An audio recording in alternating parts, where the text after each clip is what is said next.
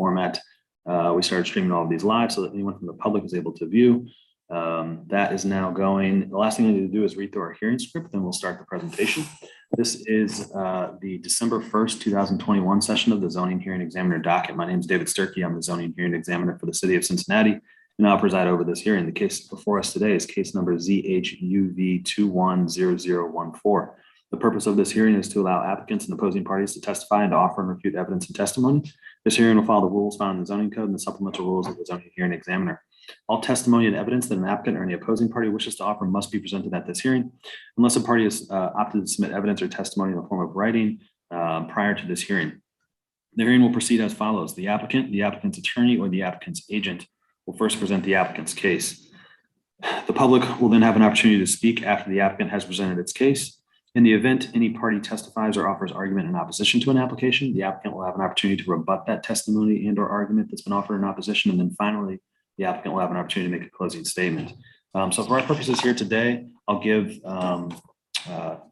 the representative from CPS and from the sign contractor an opportunity to tell me about this project, why it's appropriate, why they think I should grant this particular use variance. And then we'll give Mr. Brock, our neighbor, an opportunity to provide any input. I'll give Wes Munzel, our zoning plans examiner, an opportunity to provide any testimony that he would like. And then I'll go back to the applicants and allow them to respond to any of the comments that have been made and make any closing remarks. After all presentations have been made, I will close the hearing. Decisions may be expected within 2 weeks. I may limit or exclude any testimony that I deem irrelevant or outside the scope of the application being considered. I may interrupt any speaker to ask questions or to make any comments. I may also refuse to consider hearsay testimony or documents. That generally means evidence you want to introduce that consists of statements made by someone who's not present at this hearing. In the event of any technical difficulties or unforeseen circumstances with our video conferencing technology, we'll do our best to troubleshoot that on the fly, but to the extent there's something that we cannot fix or cure and it prevents us from meaningfully going forward with the hearing, I may continue or postpone the hearing at my discretion. Okay, great. Last thing I need to do here is just swear in all of our witnesses. If you intend on providing any testimony here today, making any comments, asking any questions, doing anything other than just strictly observing, you need to be sworn in. So if that is you, you could make sure that you're off mute. I need everyone to raise their right hand and answer out loud. Do you solemnly swear the testimony you shall give will be the truth, the whole truth, and nothing but the truth? Yes. Do. Yes. Do. Great. Thank you all. All right. Who's going to be taking the lead here on this presentation from the applicant side? I can start us off. Mount Washington School is requesting a use variance to install an internally illuminated sign. So right now they have a monument in place with a ID cabinet and a letterboard, like a manual letterboard, and they're wanting to upgrade to make the sign look nicer and to be just more functional in general. With the illuminated sign, it'll have an electronic message center, which they can change out the messaging as needed. It should be a nicer sign as far as aesthetic goes, since the sign they have is a little bit older. And as far as the internal illumination goes, our signs have built-in ambient light sensors, so it shouldn't affect any of the neighboring residents or any traffic coming through, because it automatically dims at dusk and then will brighten back up as morning comes on. And if for some reason that still weren't enough, we can program it to go off at certain times also. I know some schools will have it go off at like 11 o'clock at night and then come back on at early in the morning. And that way the light doesn't affect anyone during those hours. Okay. Anything else you'd like to say now? No. Okay, great. Ms. Keininger? I was just going to add to that we're going to keep the stone base that is currently there. All we are replacing is the actual sign that has the hand, the kind you put at the hand. It's not a digital, the non-digital sign. We're only replacing that part of it, but we're keeping the same base. And we're we are a community center, like a community learning center and a neighborhood school. So we'd like to get our message out to the community through this digital sign. We think we'll be able to get more messages out to the community. Okay, great. Uh, Heather Mullen mentioned that this sign could be turned off at certain hours. Did I get that right? Yes, it's Okay. fully I was not programmed. aware of that, but we would be more than happy to do that if that was part of the restrictions of it. We would have no problem doing that. If it was electronically, we could do that. That would be Mhm. fine. Okay. Yeah, I mean, my question was just going to be, did you intend to do that at any particular hour, and what you thought what would be reasonable? Honestly, did not know that was even an option, to tell you the truth, but I'm thrilled that it is an option. And we could probably set it like for like maybe 7 or 8 when it gets dark, and then maybe 6 a.m., 5 a.m., turn it on. Whatever would be acceptable to the committee would be fine with us. Okay. Okay, just curious. Thanks. Let's go over, and I'd like to give Mr. Brock an opportunity to provide any testimony that he would like. Mr. Brock? Sure, thank you. I appreciate the opportunity to speak. My concern is the light pollution. My main living room faces the street and the school, and the existing sign is line of sight probably at 20 feet if I had to estimate. My concern is just light pollution, light coming into my main living room window. And, just if I'm assuming that there's different LEDs, different colors that could be broadcast. I'm concerned about the amount of light coming in and glare. That's my principal objection. And depending upon the look and overall design of the sign, is it appropriate to Mears and the historic portion of this street as far as looks and overall aesthetics? Gotcha. Okay. So would your preference be that this application be denied? Correct. Okay.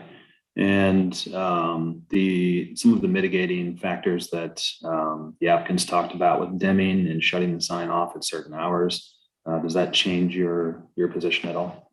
It really doesn't, because my question becomes, enforcement. If there's an issue with the sign or a change in the administration, who's going to be policing that? Who would I contact? So, yeah, my objection remains. Okay. All right. Great. Let's go to Wes. Wes, would you like to provide any additional testimony or respond to anything you've heard? Hi. I would like to, I guess, just highlight a couple things. So the proposed sign uses the existing base, which is, it's not going any bigger. The height of the proposed sign is conforming to the allowed, changeable copy or, identification sign that's allowed. Electronic messaging proposal is also conforming as far as size. And, we did recommend yes, but with the condition that they have the auto dimming software to reduce the light levels at night.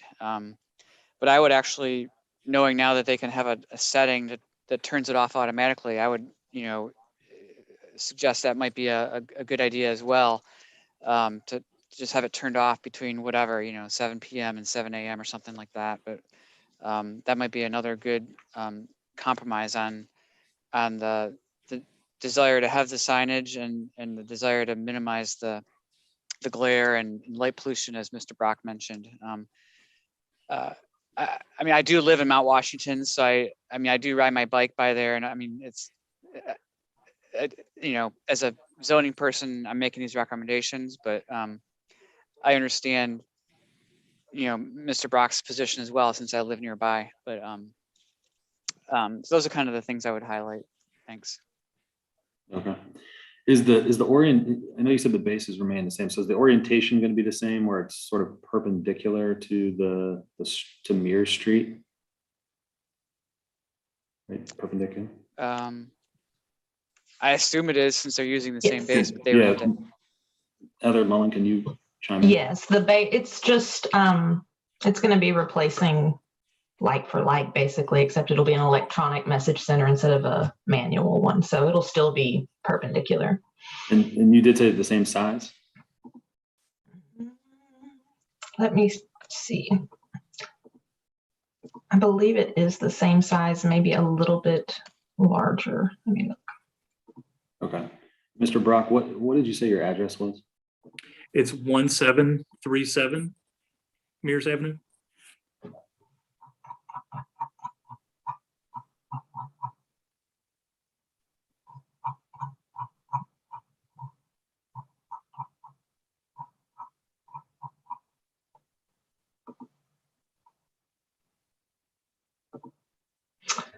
so it looks like the new sign is 6 foot by 3.5 foot. And the original sign,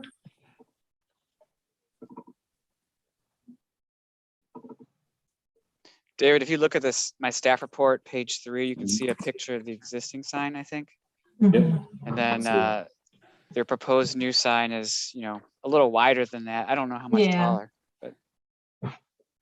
yeah, they're pretty close in size. Okay. All right.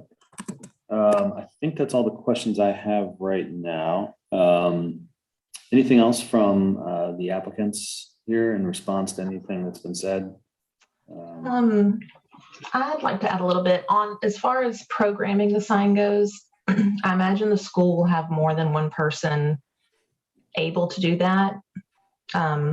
Usually there's 2 or 3 people that have access.